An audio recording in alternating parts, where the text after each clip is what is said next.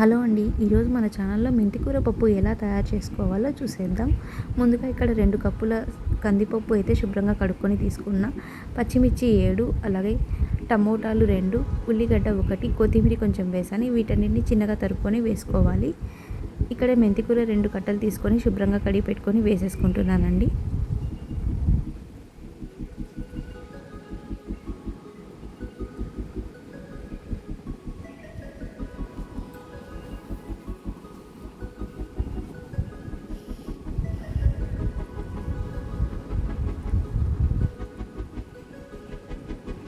అలాగే ఇందులోకి ఉప్పు రుచికి సరిపడ వేసుకోవాలండి.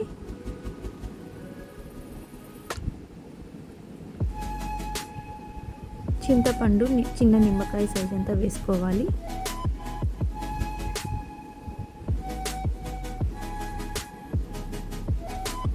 వెల్లుల్లి రెబ్బలు ఒక 5 వేసుకున్నానండి.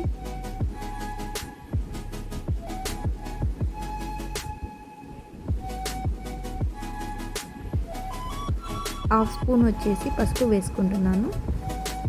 అలాగే ఒక హాఫ్ స్పూన్ వచ్చేసి కారం పొడి అయితే యాడ్ చేస్తున్నానండి.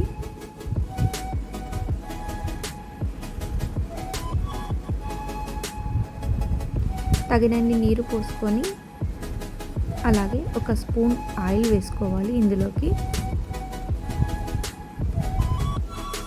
ఇప్పుడు తగినన్ని నీళ్ళు పోసుకొని మూత పెట్టుకొని స్టవ్ మీద పెట్టుకోవాలండి. ఇది 3 విజిల్స్ వచ్చే వరకు మూత పెట్టుకొని స్టవ్ మీద పెట్టుకోవాలి.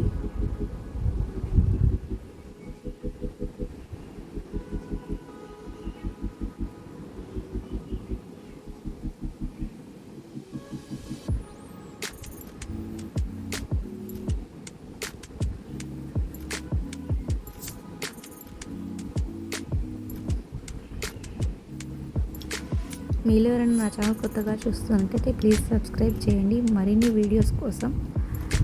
ఇది 3 విజిల్స్ వచ్చాయి కదా, స్టవ్ ఆఫ్ చేసి పక్కకు తీసుకొని పప్పుతో అయితే ప్రెషర్ పోయాక వెనుపుకోవాలండి. మూత తీసుకొని ఇలా మొత్తం వెనుపుకున్నాక ఇప్పుడు మనం ఈ పప్పుకి పోపునైతే రెడీ చేసుకుందాము.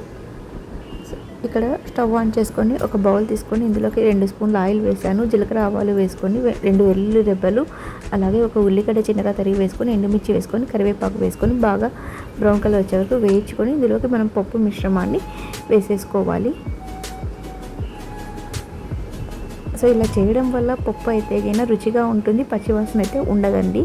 ఒకసారి ఇలా అంతా కలిదిప్పుకోవాలి గంటెతోన.